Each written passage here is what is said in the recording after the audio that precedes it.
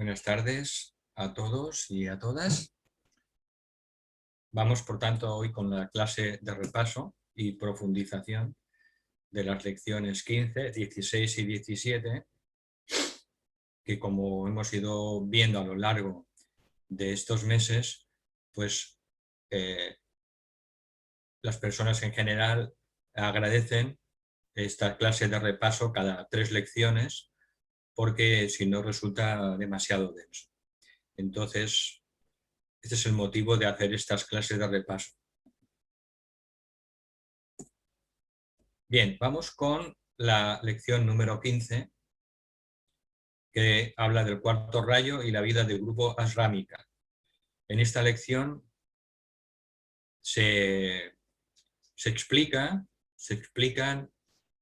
algunos temas que normalmente no se tratan habitualmente dentro del campo esotérico, como es cómo trabaja el cuarto rayo, cómo podemos invocar el cuarto rayo de armonía en nuestra vida y en nuestros cuerpos, y se describe cómo es lo que es un ashram.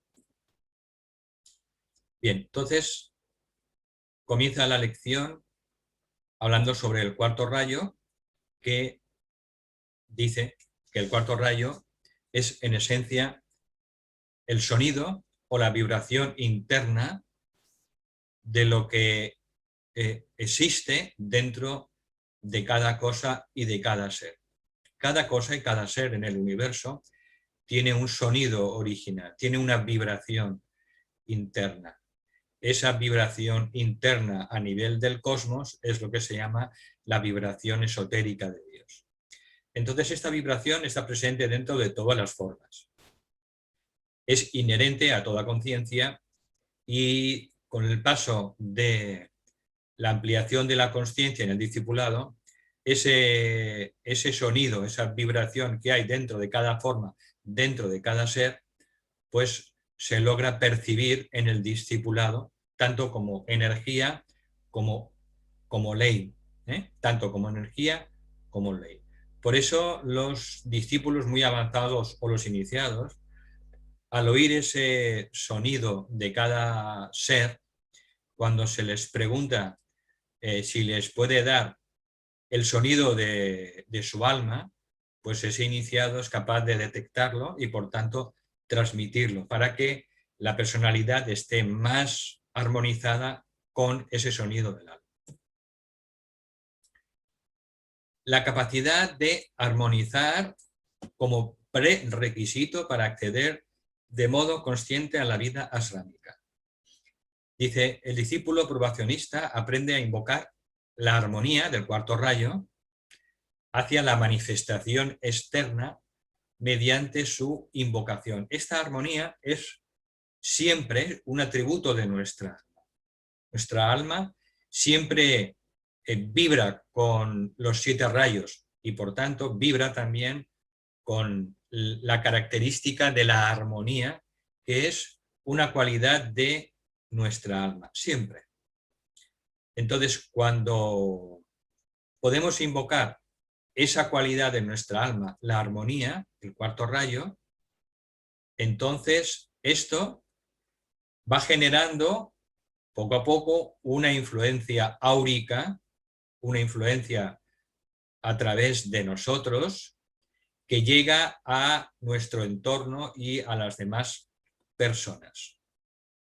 Entonces esta influencia áurica pues realmente comienza cuando la discípula o el discípulo se convierten en un discípulo aceptado, y por tanto pasamos la iniciación, la tercera iniciación.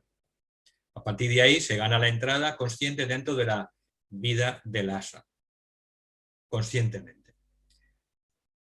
La mayoría de nosotros, dice esta lección, estamos familiarizados con el tema de los ashrams jerárquicos, por lo que ha dicho Alice Bailey, lo que han dicho pues discípulos como Vicente Beltrán Anglada o incluso Blavatsky, pero dice que estamos familiarizados de una manera un poco vaga e intangible, pero que las personas que están en el camino espiritual, que estamos o que hemos encarnado en este periodo de crecimiento y desarrollo de la conciencia humana en el que nos encontramos, dice que se ha puesto a nuestra disposición pues, esta información para acelerar el proceso de nuestra evolución espiritual y también pues, para la humanidad.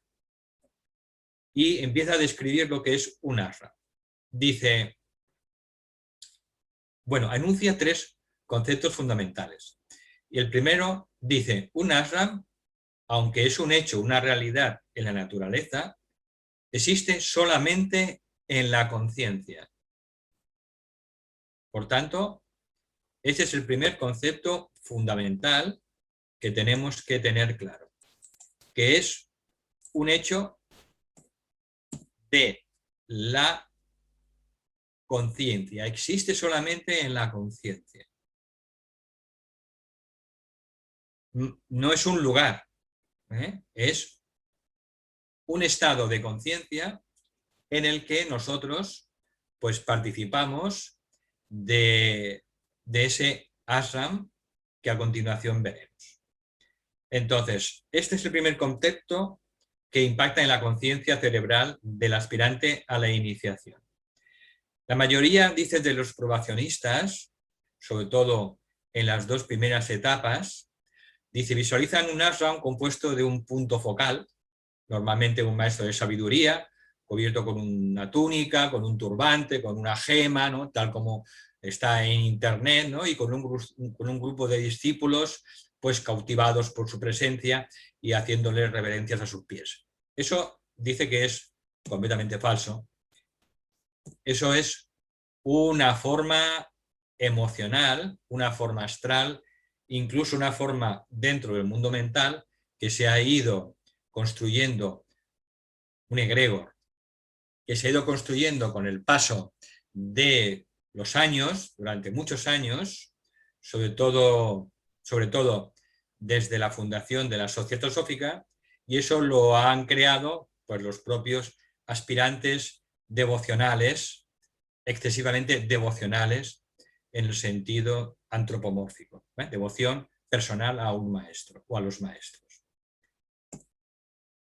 Aquí tenemos una constitución tal como la dio Vicente Beltrán, en el que en el centro de esta esfera se encuentra pues, esa conciencia rectora a la que llamamos maestro. Luego están los discípulos iniciados, a continuación los discípulos en el corazón del maestro, los discípulos aceptados, los discípulos en probación, los aspirantes espirituales y la humanidad en relación con los aspirantes. Es una forma gráfica de ver que el ashram es una esfera de conciencia con diversos niveles, estratos, y que a medida que nuestra conciencia va profundizándose, va elevándose, va ampliándose, pues vamos pasando cada vez a mayores niveles, cada vez más profundos de conciencia dentro del propio ashram. Por tanto, el ashram existe en la conciencia de sus miembros y esencialmente es una conciencia de grupo, no es una conciencia individual, es una conciencia grupal, como lo es la conciencia de nuestra alma. La personalidad todavía no tiene conciencia grupal. Eso se alcanza a través del proceso iniciático, que es cuando la personalidad adquiere la misma conciencia que tiene nuestra alma. Pero normalmente, hasta los estados más avanzados del discipulado, pues no se adquiere, la personalidad no adquiere esa conciencia del alma. Entonces, cada miembro participa y contribuye a la conciencia global del grupo. Y todos están en contacto consciente unos con otros. Los participantes de ese ashram, los miembros de ese ashram, los miembros pueden estar encarnados o también fuera de encarnación. No solo atañe a los discípulos encarnados, ¿de acuerdo? Entonces, esta vida central del ashram, se refiere al maestro, mantiene enfocados los planes y propósitos del grupo. Conoce el plan de Dios y, por tanto, mantiene enfocado el plan divino que atañe al servicio que tiene que realizar ese ashram y tienen que realizar todos los miembros de ese ashram dentro del plan de Dios. Y pues cada miembro se relaciona con los demás hermanos y hermanas de grupo de acuerdo a sus talentos, sus capacidades y la necesidad kármica para manifestar esos planes y propósitos. El alma espiritual trascendente, en su propio nivel, lo que nosotros somos esencialmente, tiene su propia vida particular y asuntos que forman parte de la vida ashrámica del grupo. Este es el segundo concepto fundamental que tiene que entender un probacionista. Y es que el alma espiritual trascendente, nuestra alma espiritual trascendente, nuestro yo superior, él o ella vive ya dentro del ashram, dentro de la vida ashrámica del grupo. Entonces, su alma espiritual, el yo superior divino, funciona dentro del ashram. No tiene que esperar a ser admitido en la vida de grupo, sino que forma parte de esa vida grupal. Entonces, entendiendo esto, podemos entender mejor qué significa la iniciación. La iniciación significa la integración, la iluminación y el control de la personalidad por parte del alma, y de esa manera la personalidad pues sabe lo que sabe su alma espiritual trascendente. Y entonces sabe que nuestra alma espiritual trascendente forma parte de ese ashram y que por tanto la personalidad participa también en esa medida de la vida del alma. Vale, ese es el tercer concepto fundamental sobre el tema de los ashrams. Y es que el propósito de nuestra alma se relaciona con el plan divino que tiene nuestro logos planetario, que cuando decimos Dios, vuelvo a insistir, y nos insiste el maestro, siempre nos tenemos que referir al logos planetario, no tenemos que ir más allá. El propósito de nuestra alma se relaciona con el plan del logos planetario para la humanidad y también de los reinos inferiores, y cómo puede el alma servir mejor a ese plan en tiempo y lugar apropiados.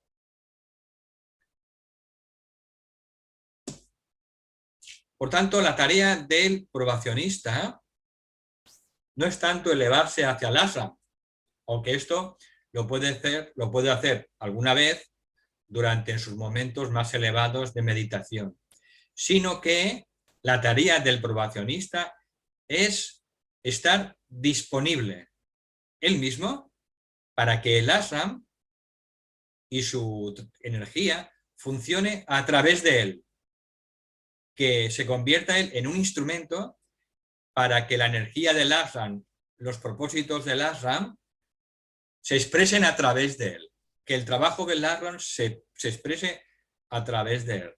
Es decir, tiene que permitir que el ashram trabaje a través suyo.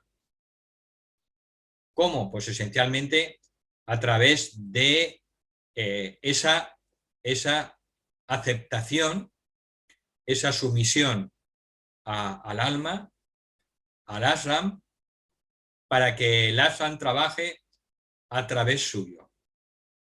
Por tanto, a través de ese alineamiento vertical interior, la conciencia del grupo, del ashram, pues puede descender dentro de su conciencia cerebral y luego puede transformarse en actividad de servicio de lo que tiene que hacer ese grupo ashrámico.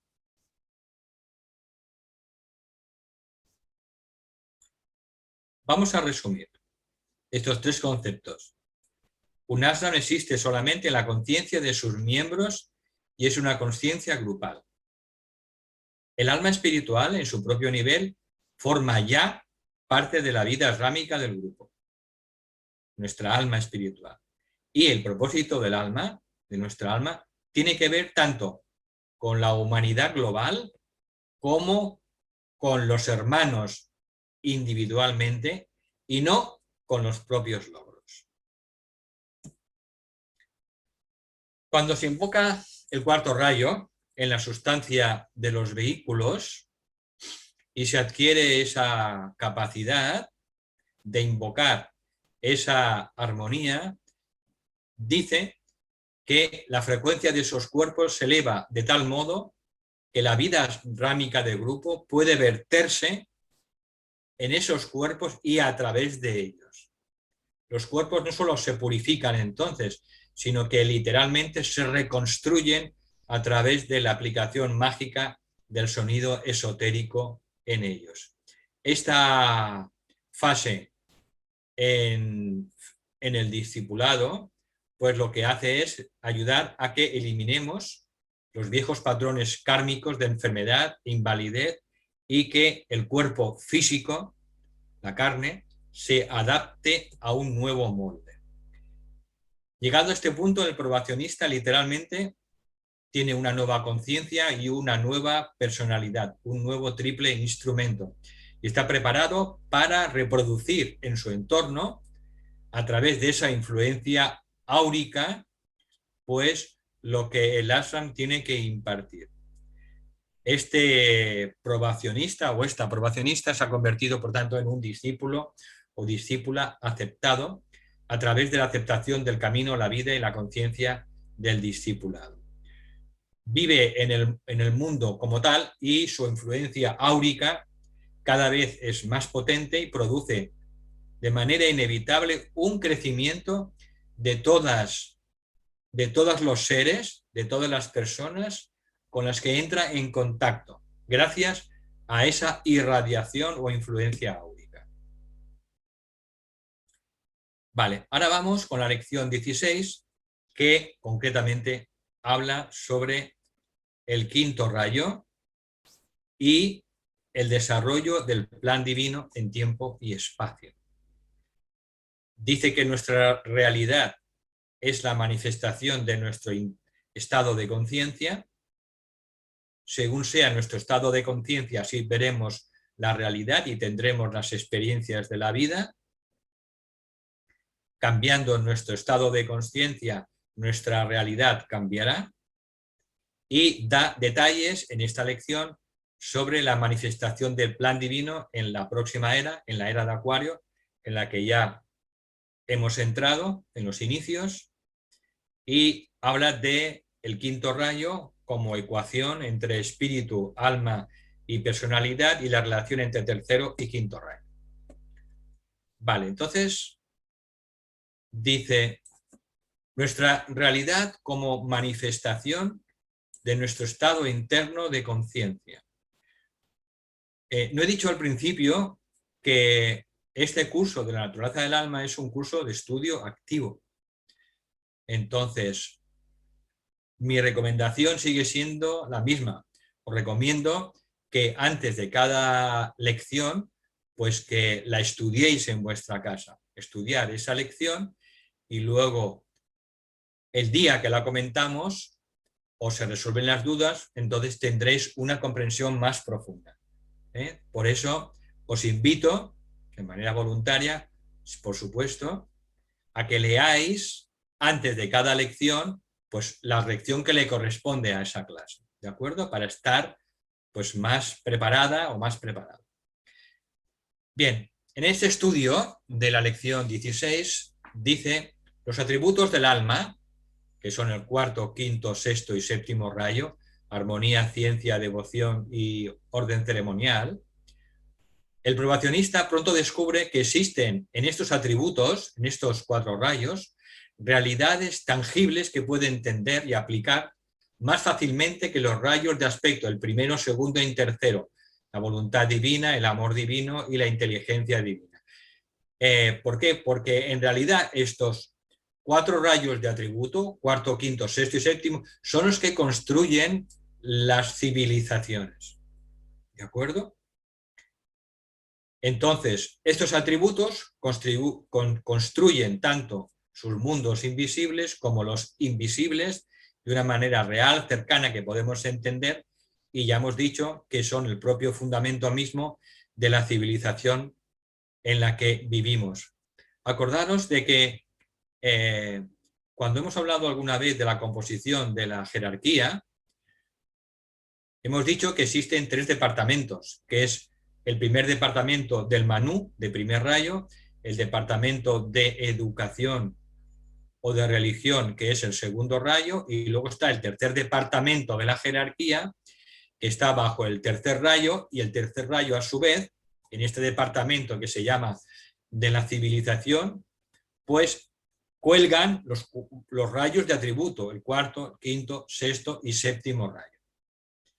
Por tanto, el que tiene más trabajo, por decirlo así, es el tercer rayo. Y como ya hemos dicho alguna vez, en la actualidad el Chuan, más allá que es un maestro, el Chuan, que es el jefe del tercer departamento de la jerarquía, del tercer rayo, cuarto, quinto, sexto y séptimo, es el maestro Saint Germain o maestro Rákóczi. Vale, entonces dicen que cuando esta combinación está algo integrada, ¿no? Esta combinación de los rayos está integrada en un foco y estas energías se identifican con sus experiencias, entonces tenemos lo que es la personalidad. Pero cuando este foco integrado se desapega, habla de la conciencia, cuando la conciencia se desapega de la identificación de las experiencias y se reidentifica con un punto focal dentro de la vida una, a esto le llamamos el alma conscientemente encarnada. Y hemos dicho muchas veces que la personalidad es un centro de experiencia, cuerpo físico, etérico, emocional y mental, y el alma no tiene experiencias, es un centro de conciencia. Y esto lo explica el tibetano y es una clave importantísima. Que las experiencias de cada vida, de cada encarnación, lo que ayudan es a ampliar la conciencia. Entonces, podemos trabajar también directamente sobre la ampliación de la conciencia sin tener que pasar por las experiencias. Y esto es lo que, pues, de eso trata el curso de la naturaleza del alma. Entonces dice, la conciencia se identifica a sí misma como conciencia y se da cuenta de que, aunque se ofrece a sí misma al plan divino para tener un efecto sobre la sustancia, sobre los 3 mundos inferiores, sin embargo, es la creadora y no es su propia creación. El alma se da cuenta, se identifica a sí misma como conciencia, no se identifica con la personalidad o con las experiencias y, poniendo un símil, el alma se da cuenta de que es el escultor, no es la obra que está esculpiendo. El alma, el escultor o la escultora, pues permanece y en cada encarnación va esculpiendo cada vez una escultura cada vez más hermosa, más bella. Pero no se identifica el escultor con la estatua. De esto habla esta lección. Que la conciencia se tiene que identificar a sí misma como conciencia y no identificarse con las experiencias ni con los cuerpos. Luego dice en el siguiente epígrafe, la manifestación del plan divino en la próxima era y detalles del trabajo a realizar. En esta lección, pues, se dan detalles muy, muy interesantes sobre lo que tiene el plan divino preparado para estos 2160 años que dura cada era, la era de Acuario.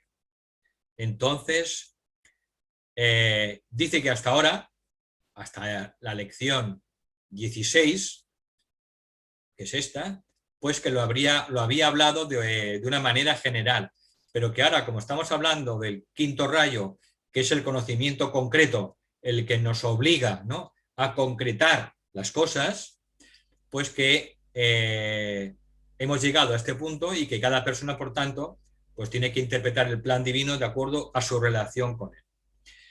Dice, en esta lección seremos algo más específicos y vamos a relacionar la generalidad del plan con este espacio y tiempo particular.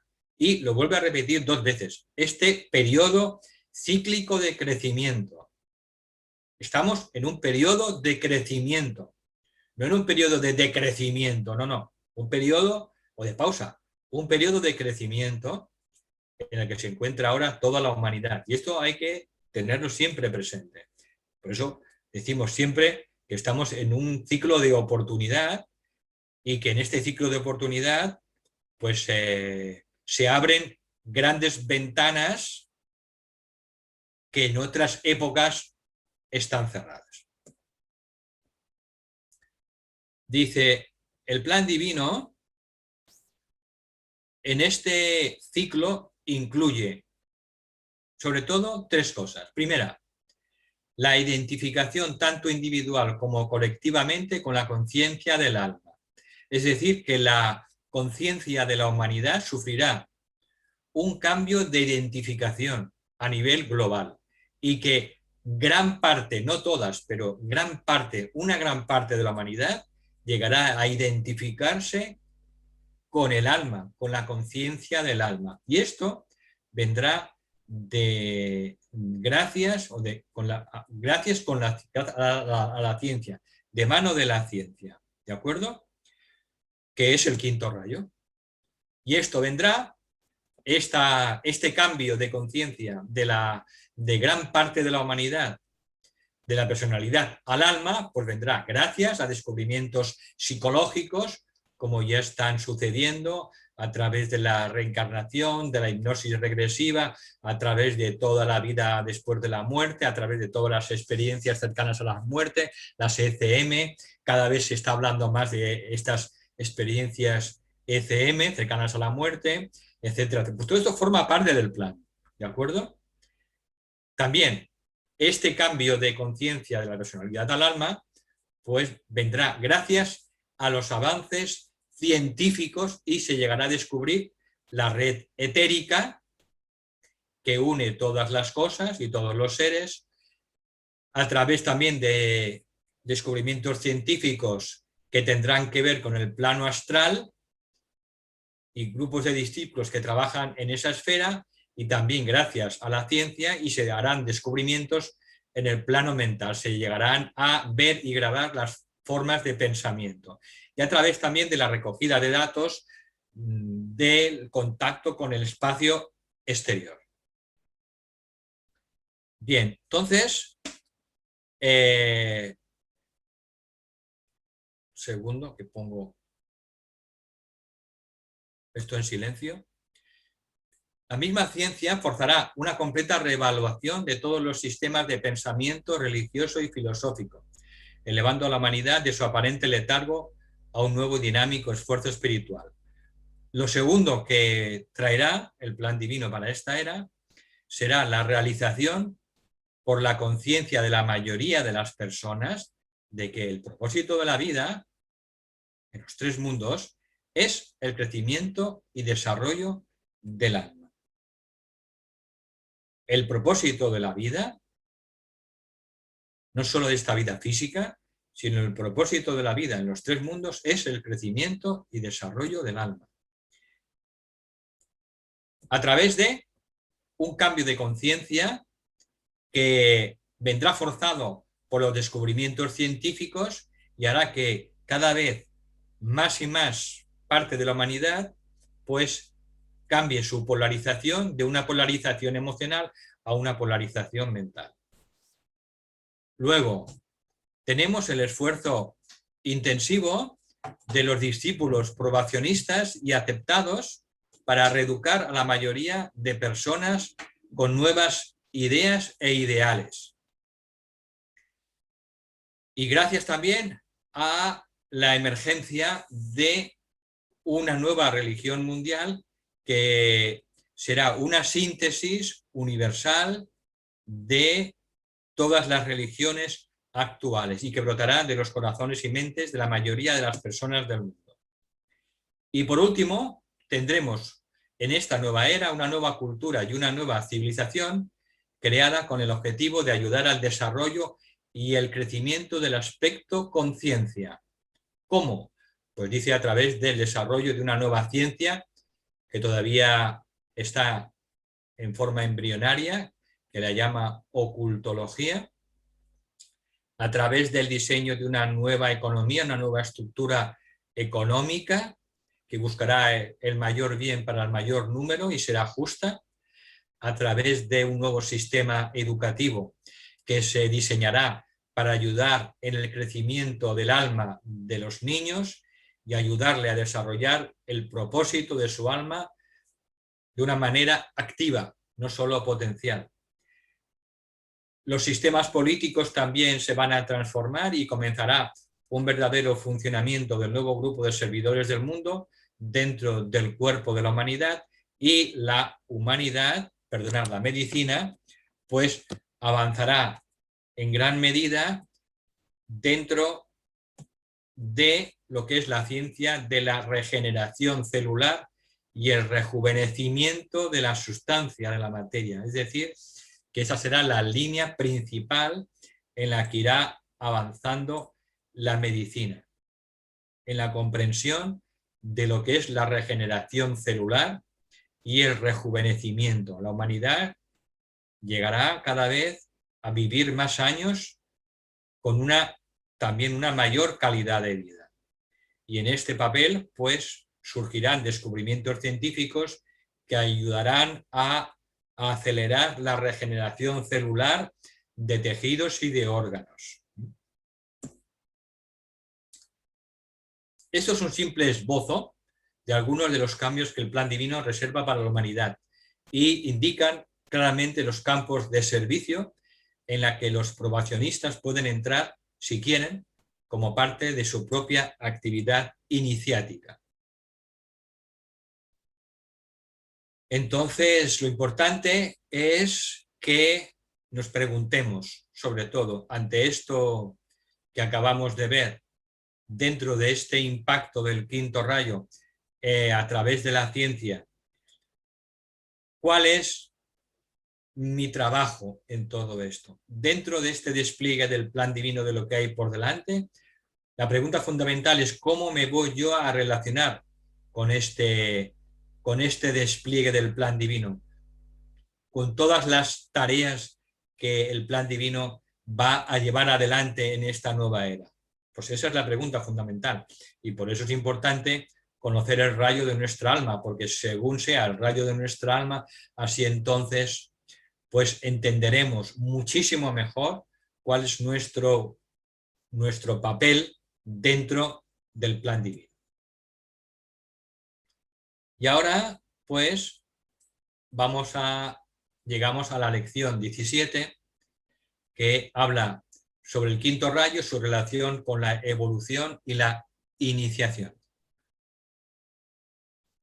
Aquí habla del crecimiento autoiniciado, un concepto que será fundamental, cada vez más importante en esta nueva era.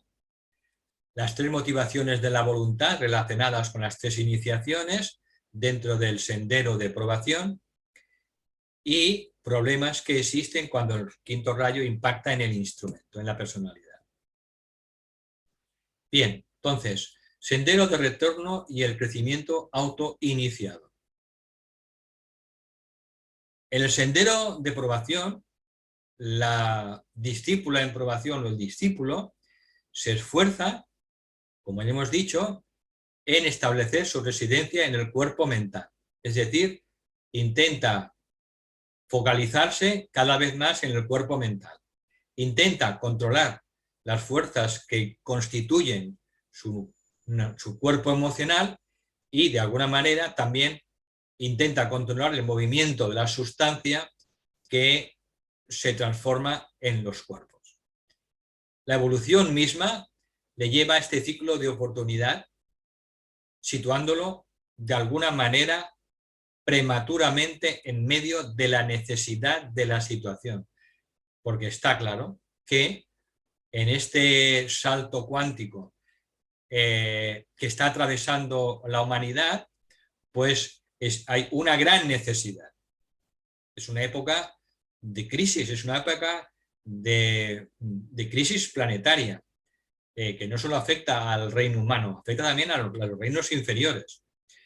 Entonces es un ciclo de oportunidad y, bueno, dice que nos sitúa posiblemente de manera prematura, pero eso tiene una explicación. Entonces, la evolución le lleva al probacionista pues a esa persona que es aspirante, lo lleva al lugar donde el crecimiento consciente y el crecimiento autoiniciado se ven como una posibilidad. Es decir, empieza la batalla entre las fuerzas del alma y las fuerzas de la personalidad. Y esto produce enormes tensiones dentro de la vida de los aspirantes. Pero se da cuenta de que puede empezar a dejar de sentirse víctima de las circunstancias, víctimas de la vida, y empieza a tomar conciencia de que ella o él son los creadores de su propio destino, sobre todo a través de sus decisiones, a través del pensamiento, a través de su voluntad. Entonces, cuando se da cuenta de que únicamente le es posible terminar con este conflicto, pues entiende que tiene que polarizarse en la cabeza. Es decir, tiene que polarizarse en la mente, y desde ese posicionamiento mental, pues la persona entonces empieza a tomar las decisiones de una manera racional. Entonces, la pregunta es, ¿cooperará ese aspirante que ya empieza a ser un probacionista en su primera etapa, cooperará con las fuerzas de la evolución e iniciará el comienzo del fin del conflicto? Bueno, esto lo sitúa en esa encrucijada, y entonces la única energía disponible para atravesar ese conflicto es la energía de la voluntad.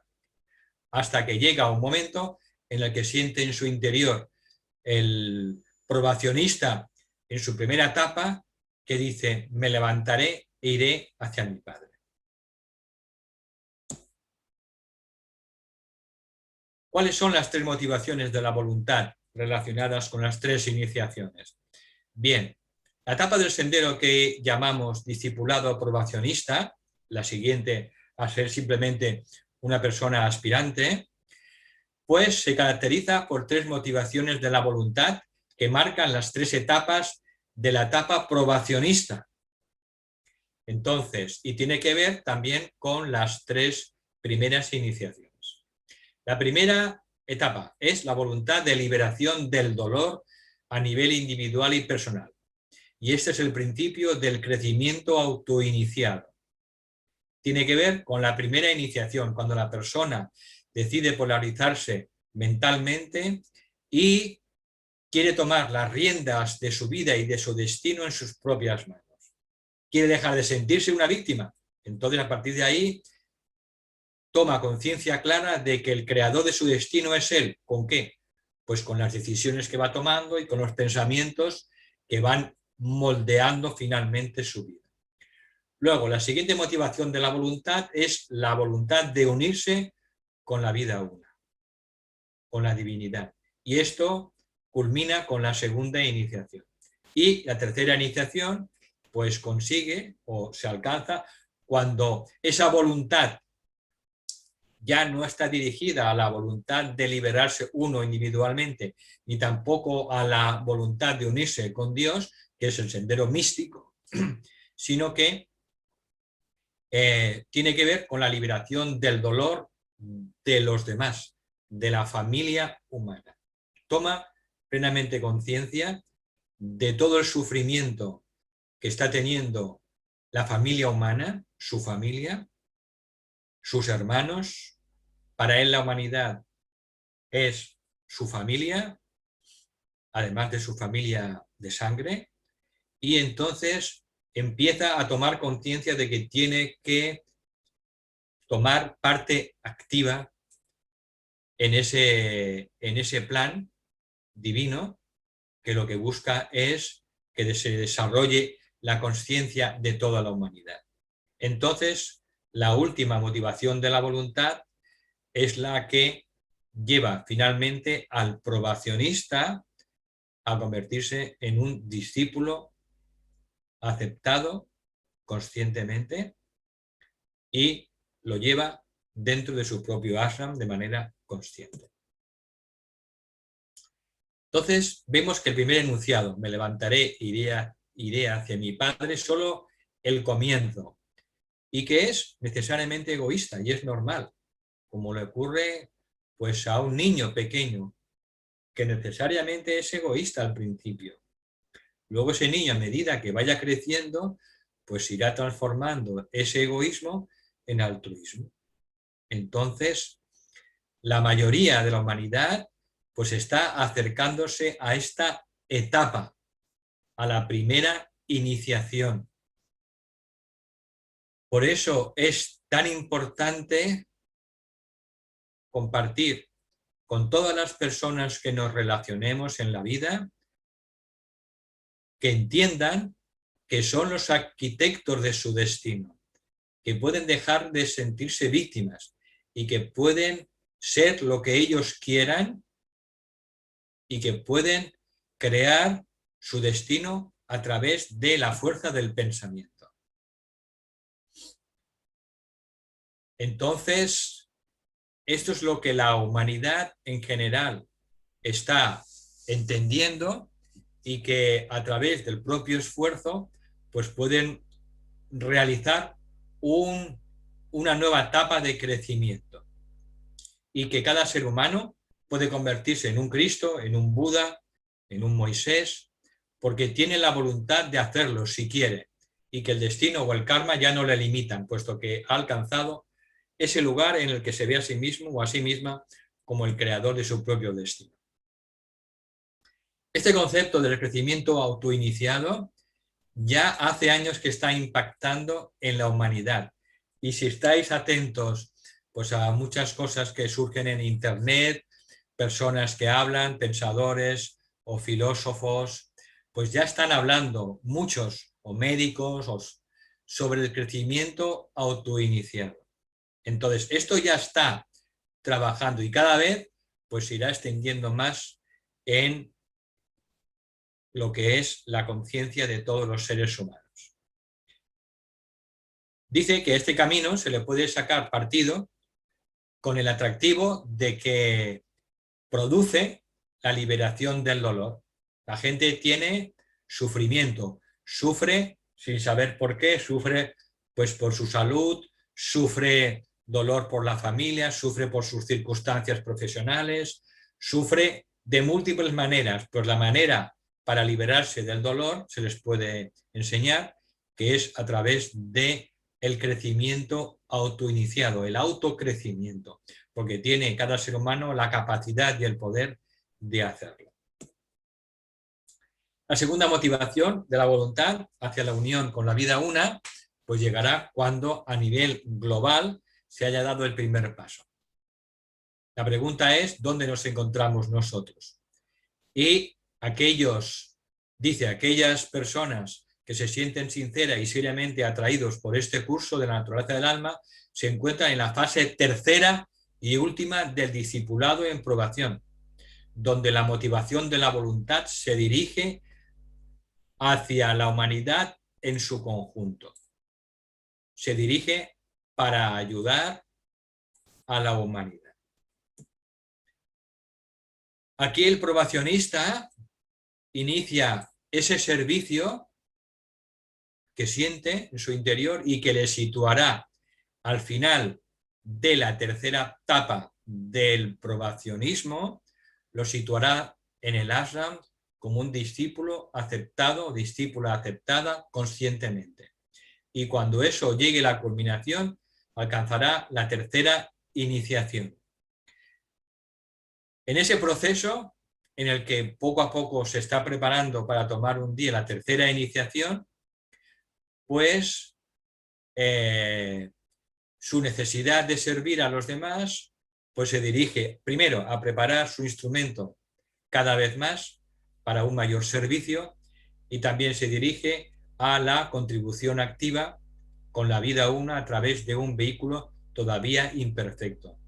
Hemos de tener siempre en cuenta que nosotros no podemos esperar a servir a los demás y a la humanidad hasta que seamos mucho mejores o tengamos unos vehículos más purificados o que no tengamos pensamientos pues que a veces pues no nos gustan. No.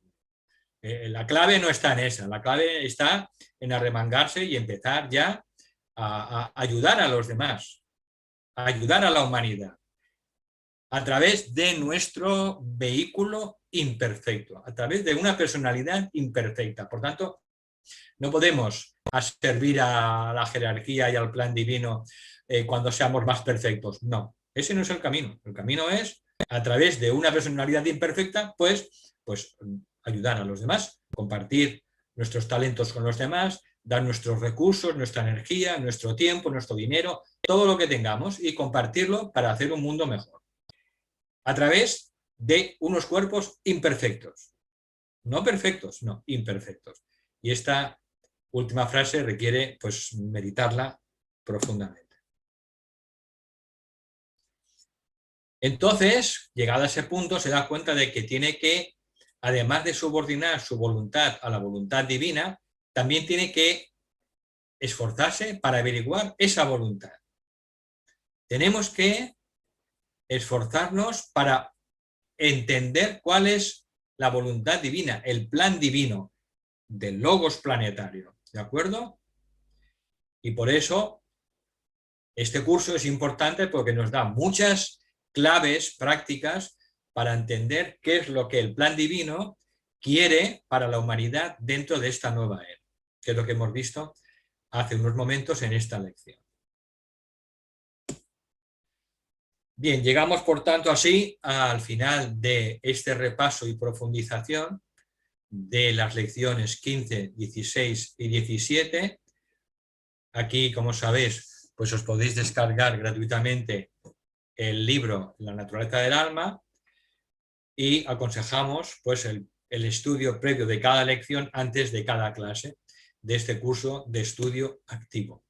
Y finalmente doy las más sinceras gracias a todas las personas que están colaborando y trabajando en estas clases para que se puedan llevar a término y que por tanto pues nuestro agradecimiento pues es inmenso, infinito. Y ahora pues voy a dejar de compartir y ahora pues las personas, bueno, ahora le doy la palabra a Rosa y ella os explicará la dinámica. Buenas tardes a todas y a todos. Os acabo de abrir para que podáis efectuar preguntas directamente a Valentín. Las personas que lo prefieráis lo podéis poner en el chat y yo se las expresaré. Vale, tenemos ya la primera pregunta en el chat. Valentín, sí. Nos preguntan, cuando hablas de los tres mundos, ¿a qué te refieres? Los tres mundos de la personalidad. Esto tibetano habla siempre mucho en sus libros. Los tres mundos en los que tiene que actuar el alma. El alma está situada en el mundo mental superior. Sabéis que nuestro sistema solar está compuesto de 7 niveles o 7 mundos. Los tres mundos inferiores son el mundo más denso, el mundo físico, etérico, el mundo emocional y el mundo mental. Y el mundo mental tiene 2 niveles. El mundo mental inferior, compuesto de los 4 subplanos de sustancia del plano mental, y los 3 subplanos del plano mental o superiores, es donde reside nuestra alma, el alma espiritual trascendente, el yo superior. Entonces, cuando se habla siempre de los tres mundos, son los tres mundos inferiores al alma, que son el mundo mental inferior, compuesto de los 4 subplanos del mundo mental, el mundo astral o emocional, compuesto de 7 subplanos o tipos de sustancia, y el plano físico etérico. El plano físico etérico se compone de 4 subplanos, los superiores etéricos, que no ven los sentidos físicos, y de los 3 subplanos inferiores físicos que ven los sentidos. Esos subplanos físicos son el subplano de la materia, el de los líquidos y de los gases.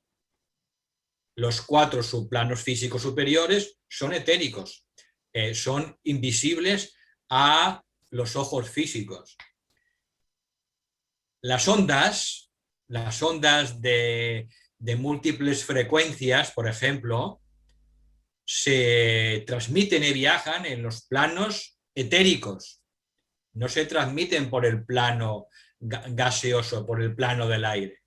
Pero no lo vemos todavía, no lo vemos.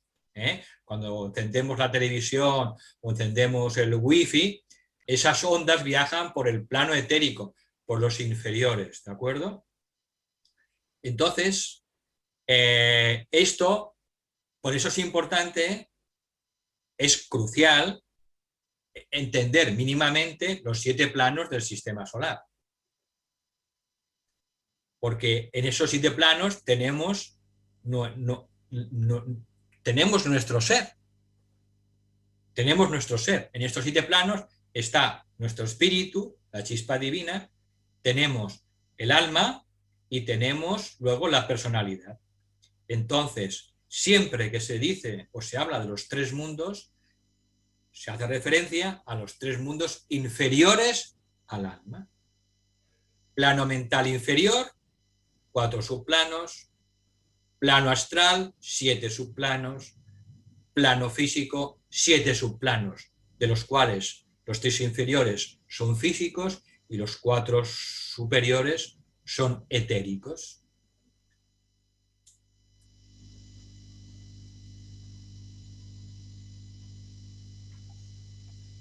La siguiente pregunta, Valentín. ¿Puedes ampliarnos el concepto de conciencia cerebral? Sí, la conciencia cerebral es la que tenemos en el estado de vigilia. Entonces, cuando estamos en estado de vigilia, estamos en la conciencia cerebral, porque somos conscientes, autoconscientes, y podemos percibir pues, este mundo de 3 dimensiones. Cuando estamos dormidos, no estamos en la conciencia cerebral. Normalmente, o casi siempre, salimos fuera del cuerpo, estamos en el plano astral y nuestra conciencia ya no es cerebral, es conciencia astral. Lo que ocurre que debido a todavía a nuestra falta de evolución, pues todas las actividades que hacemos de estudio, de servicio en el plano astral cada noche, cuando salimos fuera del cuerpo físico, cuando entramos de nuevo por la mañana al despertar en el cuerpo físico, generalmente no las recordamos. De manera que durante el día, el estado de vigilia, estamos en la conciencia cerebral. Cuando nos dormimos, estamos en la conciencia del plano astral, en la conciencia astral. Lo que ocurre es que luego no recordamos. Ese recuerdo, esa memoria entre lo que hacemos entre el mundo físico y lo que hacemos en el plano astral o incluso en el plano mental inferior, esa memoria se consigue cuando se alcanza la tercera iniciación, que se gana lo que se llama la continuidad de conciencia. En la continuidad de conciencia logramos entonces recordar lo que hacemos fuera del cuerpo y lo traemos perfectamente a la conciencia cerebral. Y también cuando llega el momento de desencarnar y volvemos a encarnar, pues si logramos esa continuidad de conciencia en la tercera iniciación, recordamos, entonces empezamos a recordar lo que hemos hecho en nuestra vida anterior, incluso ya vidas anteriores. Por tanto, esa conciencia cerebral es la que tenemos cuando estamos despiertos en el mundo de vigilia.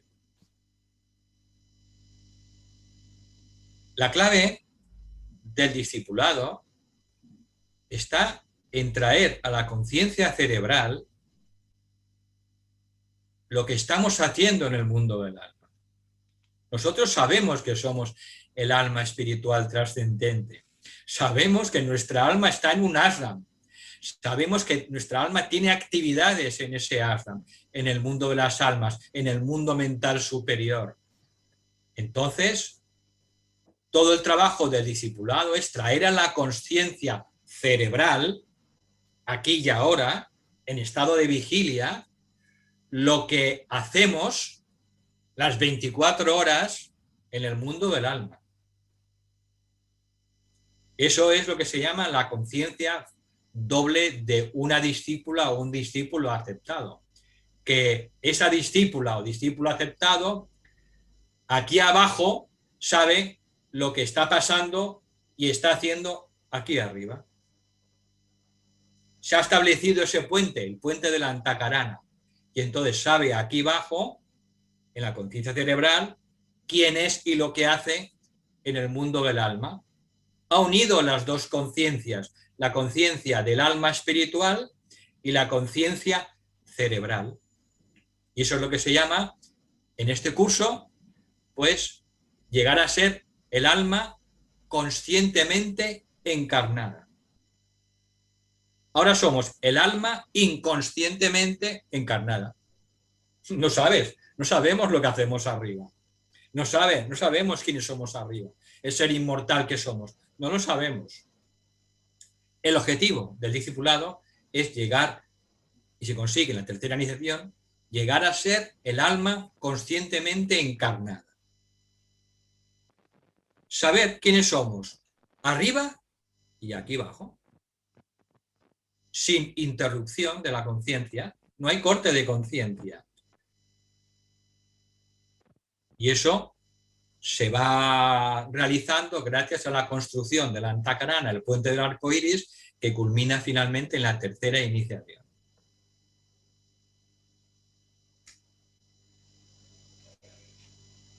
Dulos pregunta, ¿podemos hacerlo cuando recordamos los sueños, por ejemplo?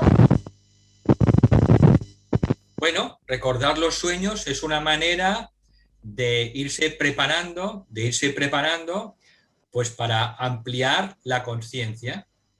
Entonces, el mejor momento es justo cuando nos despertamos. Kumar ha dado en sus libros pues muchas claves prácticas, pues para que nada más despertarnos no salgamos pitando de la cama, sino que estemos pues 5 minutos intentando recordar qué hemos hecho durante la noche, etcétera, etcétera, etcétera.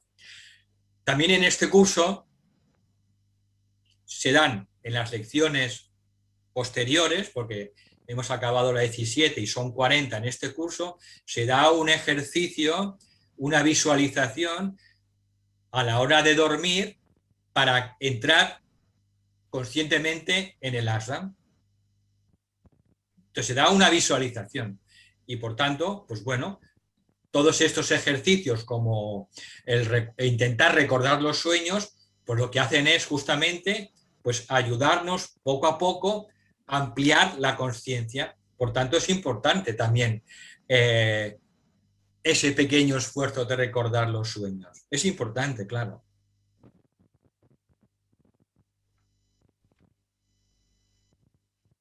Marta nos pregunta, ¿el mundo animal y vegetal es ayudado en su evolución por el hombre? ¿Cómo los ayudamos en realidad? ¿Puedes darnos ejemplos? Bueno, el mundo animal, vegetal y mineral es ayudado por miembros de la jerarquía.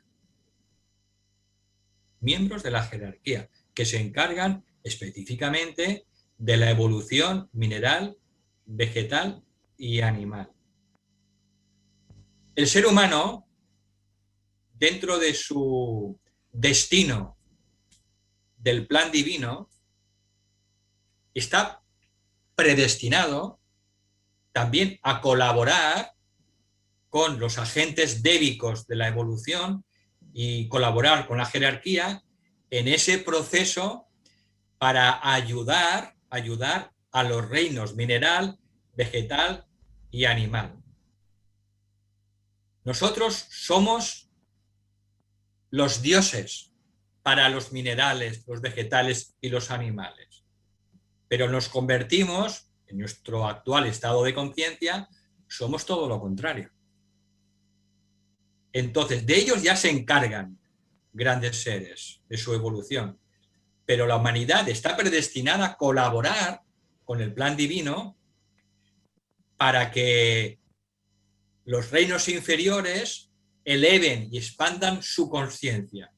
Entonces, la mejor manera para ayudar sobre todo a nuestro reino inmediato inferior, que es el animal, pues es a través de la relación, del cariño y de la domesticación. Los animales domésticos en general, pues son los que reciben nuestro amor y de esa manera pues se van impregnando de esas sutiles energías de nuestra propia consciencia. Por eso también, pues muchos animales domésticos pues son los más evolucionados, porque gracias a la humanidad que les da su cariño, pues pueden seguir progresando. Pero todavía tenemos mucho que aprender, muchísimo que aprender. Somos los protectores, los maestros de los reinos inferiores, igual que del planeta. Y entonces, pues todavía nuestra conciencia pues no está en ese punto, lo estará en el futuro. Entonces, la mejor manera para ayudar a los animales es a través de nuestra relación, a través de nuestro cariño, de nuestro afecto, de nuestro amor. Y así les vamos transmitiendo esas cualidades humanas que pues les van a ayudar.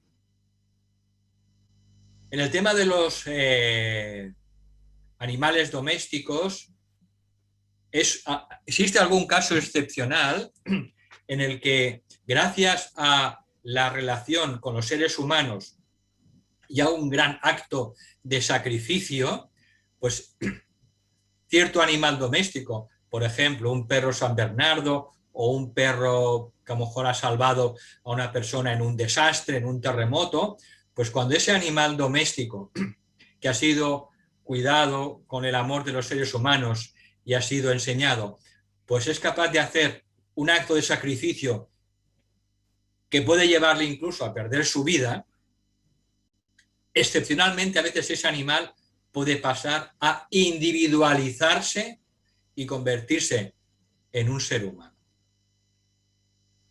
Entonces, nuestro papel es un papel, digamos, reservado para los próximos tiempos, ¿no? Tendríamos que empezar ya, pero vamos un poco retrasaditos, ¿de acuerdo? Pero que sepamos que de ellos ya se ocupa el plan divino.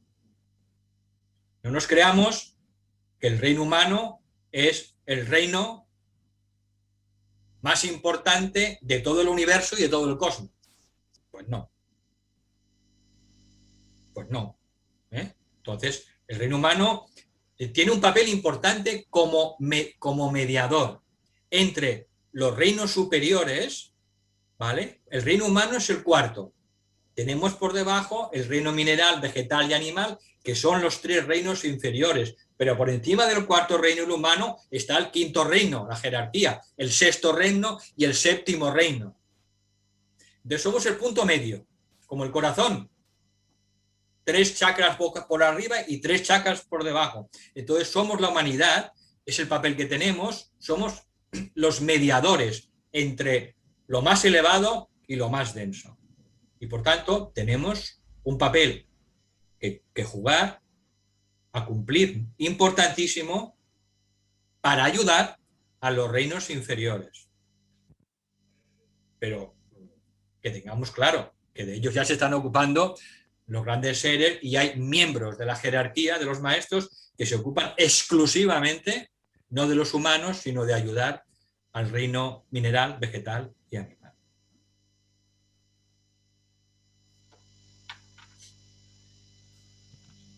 Quería preguntar, Valentín, ¿Sí? cuando has dicho que el Arram es un estado de conciencia, me preguntaba, todas esas experiencias que hay cercanas a la muerte o estados que podamos llegar a tener en un sueño, por ejemplo, también son estados de conciencia, porque muchas veces, yo qué sé, puede darse el caso pues que tú sueñas que estás yendo a algún sitio. ¿Eso es real o también es un estado de conciencia? ¿Hacia dónde vamos? Todo, absolutamente todo, son estados de conciencia. Todo. No hay nada que no sea un estado de conciencia. Luego ese estado de conciencia se manifiesta pues, en los niveles inferiores. Se puede manifestar en el mundo físico, etérico, en el mundo emocional y en el mundo mental, en los tres mundos. Pero esencialmente todo es conciencia. Entonces, podemos tener experiencias de conciencia, pues aquí en el mundo físico, experiencias de conciencia en el mundo etérico, experiencias de conciencia en el plano emocional, en el plano mental y experiencias de conciencia, evidentemente, en el plano del alma y superiores. Entonces, todo son estados de conciencia. Es que no hay nada que no esté en la consciencia. Todo es consciencia. Consciencia entrelazada con la materia en múltiples niveles y en múltiples densidades. Los seres humanos tienen cierto grado de conciencia y tienen mucha materia en el actual estado evolutivo. Los ángeles tienen mucha conciencia y una materia, una sustancia tan refinada que esa conciencia se expresa pues con una libertad que no podemos ni imaginar. Igual Sanat Kumara es un estado de conciencia, una conciencia que se expresa a través de una materia tan fina y tan sutil que eso es lo que produce pues un Sanat, un Kumara. Entonces todo es conciencia. Todo es conciencia. No hay nada que no sea conciencia. Por eso lo importante, como dice este curso, es darnos cuenta de que nosotros somos esencialmente eso, la consciencia. Que utilizamos temporalmente 3 máquinas, 3 vehículos para poder expresar lo que somos, la consciencia, el alma. Cuanto más dejemos de identificarnos con los cuerpos, con la materia que utiliza el alma, pues nuestra conciencia irá expandiéndose y creciendo. Cuanto más nos identifiquemos con la propia conciencia libre de la materia, libre de los cuerpos, pues nuestra conciencia se irá expandiendo y ampliando. Y ese es el trabajo del discipulado. Irse desidentificando de la materia para tomar conciencia de que somos conciencia,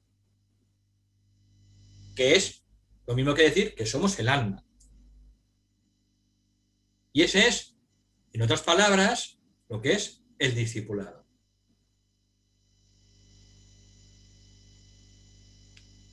¿Puedo hacer una pregunta? ¿Puedo hablar? Hombre. Perdón. Dime, Luis. No. Es que cuando hablas de que el alma no tiene experiencias, conceptualmente entro en contradicción con el término propósito del alma. Me parece contradictorio tener un propósito y no vivir experiencias, ¿no? Y la disociación entre lo que vivimos en unos mundos y en otros, digamos, entiendo que tiene que haber un vínculo. Es posible que haya una ignorancia en la clarividencia de lo que ocurre en un plano o en otro, pero tiene que haber algún vector de comunicación, alguna especie de antacarana de segundo nivel que conecte las experiencias que se están manifestando en un ámbito y en otro. Y entonces esto lo enlazo con las causas del sufrimiento, la disociación entre los propósitos más elevados con las experiencias más burdas, ¿no?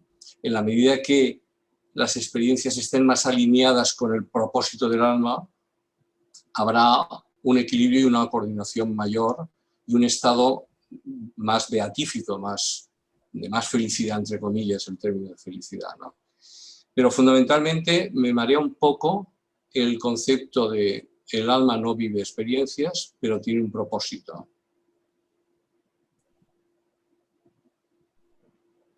Sí, vale, vamos a ver. El alma tiene un propósito y ese propósito lo encarna en esa vida, en esa encarnación en el que diseña ciertas experiencias que tendrá la personalidad, no ella. Entonces, diseña esas experiencias por las que va a pasar, o circunstancias por las que va a pasar la personalidad. Eso lo diseña, es el propósito del alma. Y también con cuál va a ser la contribución de esa personalidad según su evolución, claro, en el plan divino. Eso lo diseña el alma, es el plan del alma, el propósito del alma. Entonces, quien tiene esas experiencias es la personalidad, los tres cuerpos. Pero esas experiencias, cuando la encarnación, esa personalidad, se agota y se muere y se va, se eleva a los mundos post-mortem, esas experiencias, el alma se las lleva, se las va subiendo y finalmente se convierten en conciencia. Ha ampliado la conciencia el alma.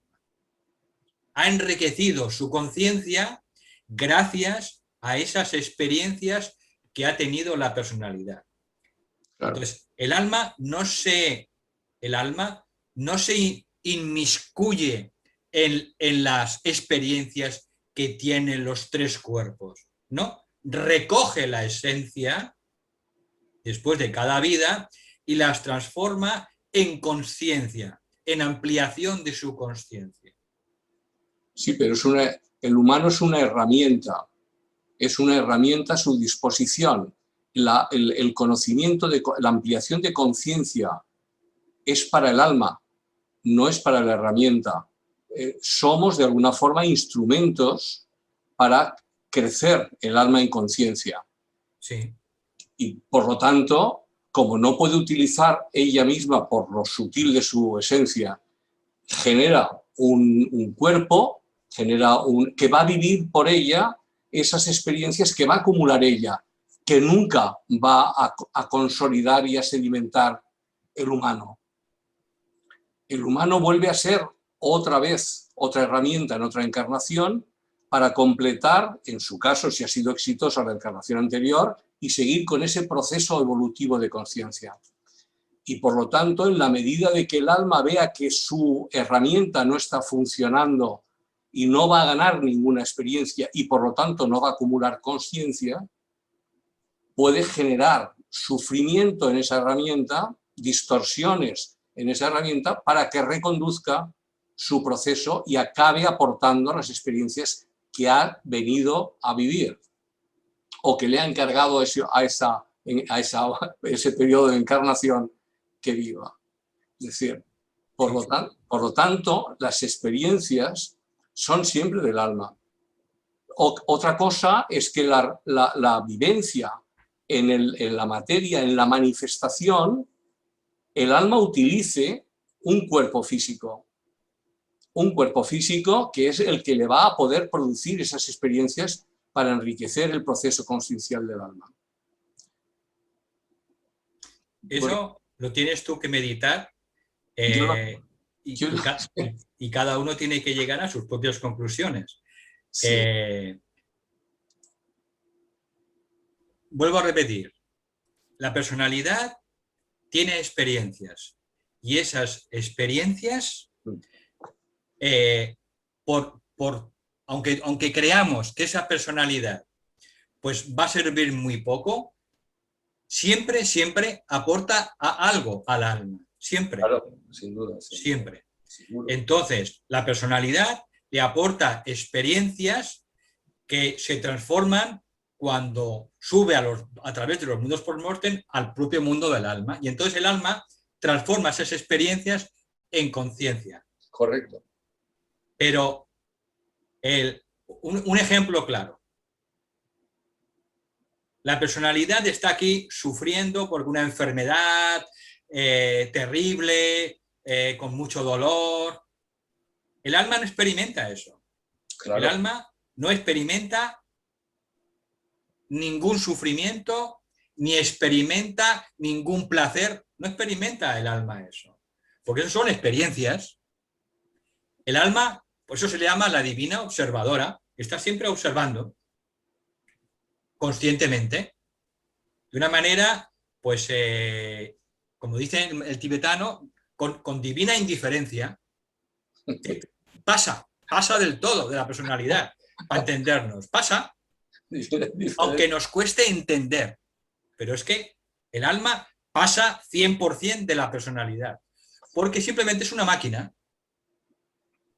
Si en vez de hablar de cuerpos habláramos de que el alma se construye una máquina biológica y una máquina de energía emocional y una máquina de energía mental, pues a lo mejor nos daríamos cuenta de una manera más verdadera de que esta personalidad, ¿no?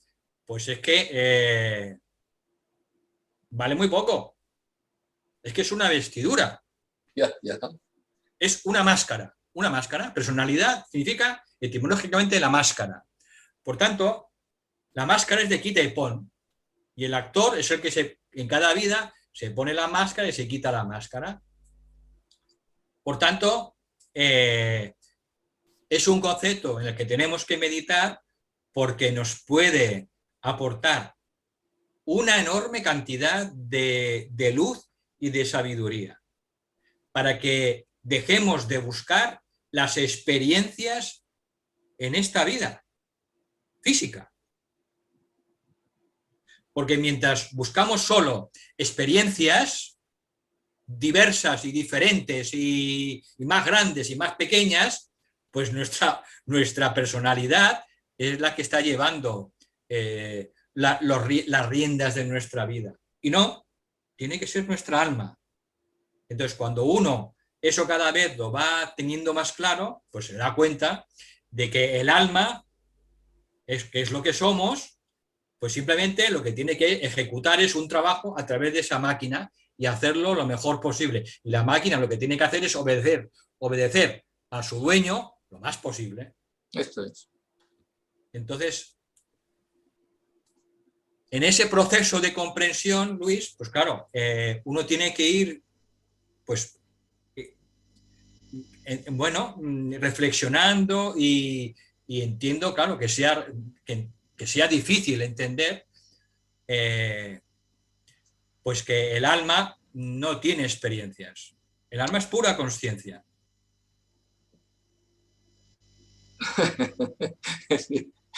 Claro que no.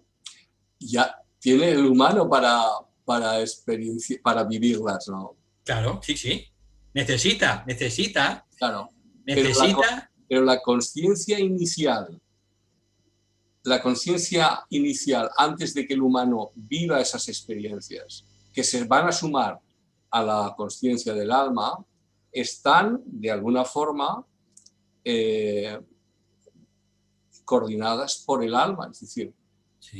De ahí que yo estoy absolutamente de acuerdo contigo, como no podría ser de otra forma. Y yo contigo, ¿eh?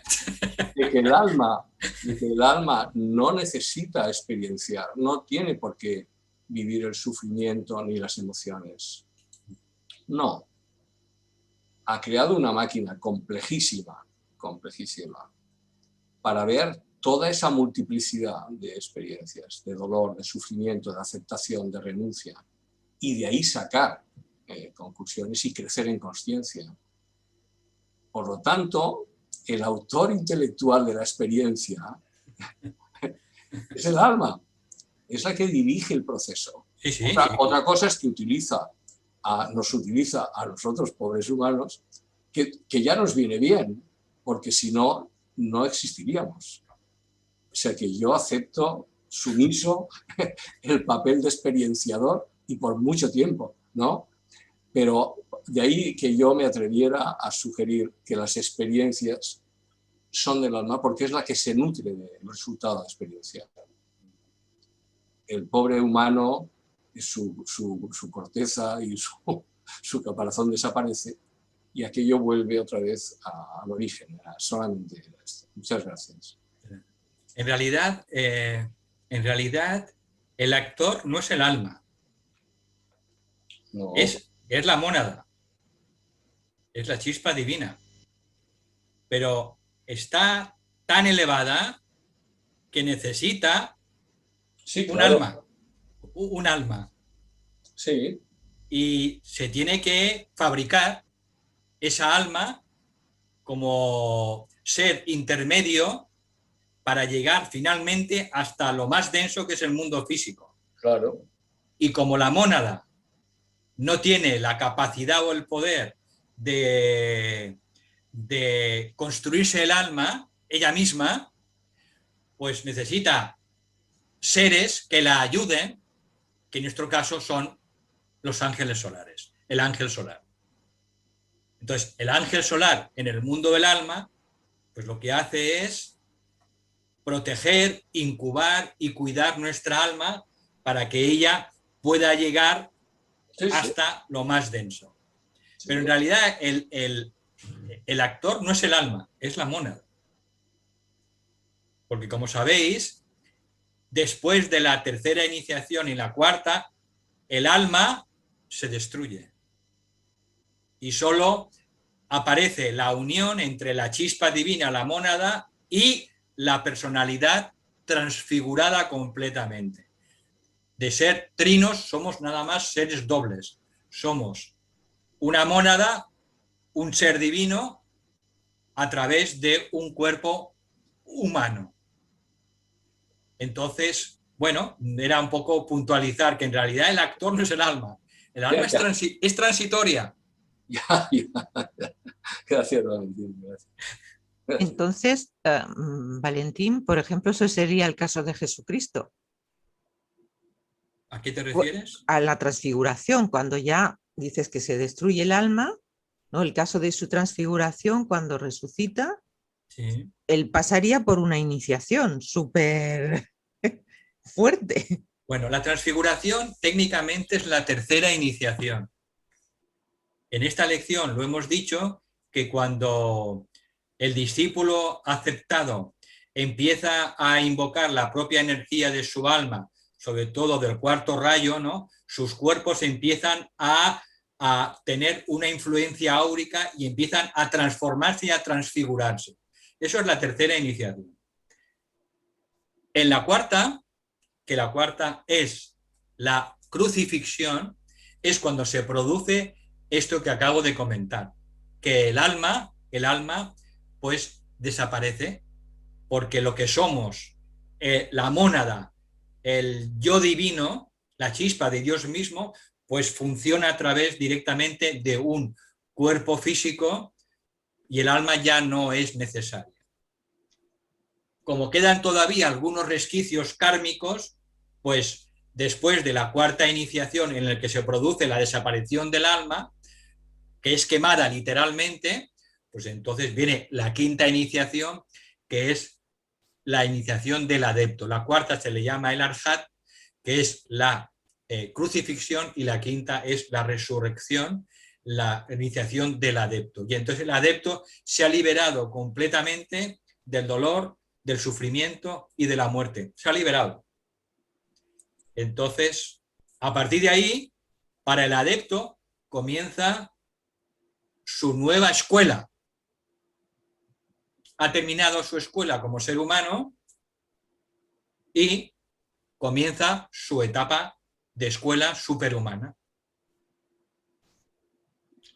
Entonces, esto está muy bien descrito en un libro de Alice Bailey que se llama De Belén al Calvario, en el que explica ella, fue un libro que escribieron a medias Alice Bailey y el tibetano, explica cuál es la simbología de las 5 iniciaciones en relación con la vida de Jesús.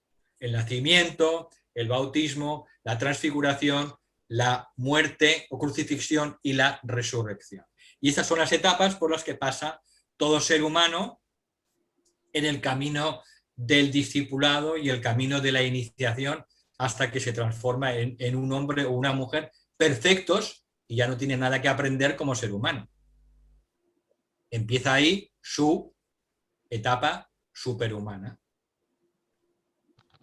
Eso es lo que llama el tibetano. A partir de ahí, del adeptado, se le abren a esa persona, bueno, digamos persona, ya no sabemos lo que es más que humano, ¿de acuerdo? Se le abren los 7 caminos de la evolución superior. Y entonces, pues uno de esos caminos consiste en quedarse en la tierra. Hay pocas plazas, 63, no hay más. Sí. Está muy bien descrito en Iniciación Humana y Solar, no hay más, pero los otros 6 caminos, pues uno entra dentro del mundo angélico, empieza a colaborar con ellos, otro comienza en el sistema solar, otro lleva al sistema de Sirio, y un maestro de aquí entra en el parvulario del sistema de Sirio, allí es un bebé de pecho, un maestro. Es decir, comienza a partir de ahí el camino de la evolución superhumana. Y esto no tiene fin. La bendición de todo esto es que esto no tiene fin.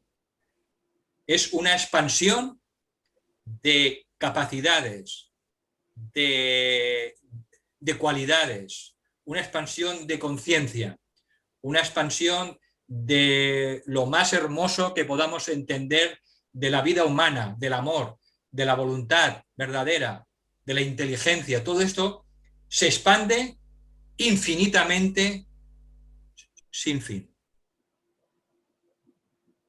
Y ahora, transitoriamente, estamos pasando por la experiencia o por la fase humana. Entonces, cuando se acaba un Mahamantara,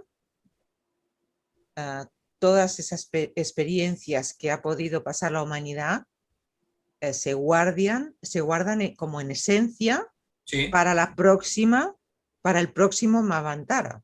O sea, hay un fin, pero la esencia sigue en la próxima etapa. Sí, exacto. Sería eso.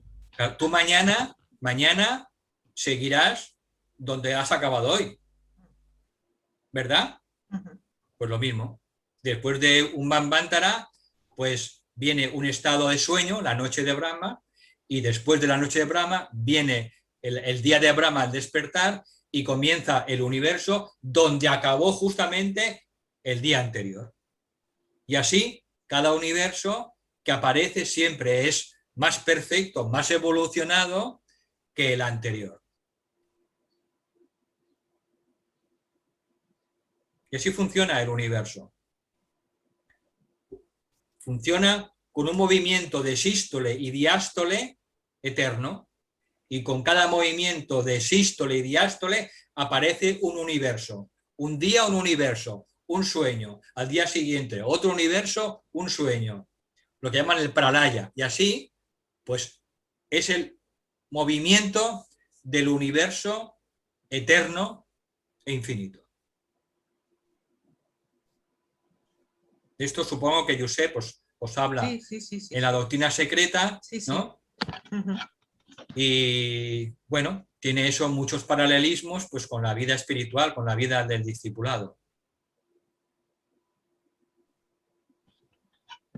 Entonces, cuando uno se da cuenta de la fortuna que tenemos por el mero hecho de existir, porque podíamos no existir, existimos, y tenemos entonces esa oportunidad de poder evolucionar hacia infinitos niveles de conciencia y de amor y de sabiduría, pues es que uno está dando botes de alegría todo el día. Porque solo pueden hacer agradecimiento las 24 horas. Y en esto también hay que pensar, porque igual que existimos, podríamos no existir. Y al existir, tenemos esa maravillosa oportunidad de evolucionar. Entonces, lo primero que hay que hacer cada mañana cuando nos despertamos es decir, Dios mío, te doy infinitas gracias por haberme dado la vida. Porque me has hecho a tu imagen y semejanza y puedo evolucionar, ¿no? Infinitamente y dentro de unas pocas vidas pues seré como Cristo, como Maitreya y en otras más vidas. Y entonces, claro, el regalo que tenemos es inconmensurable.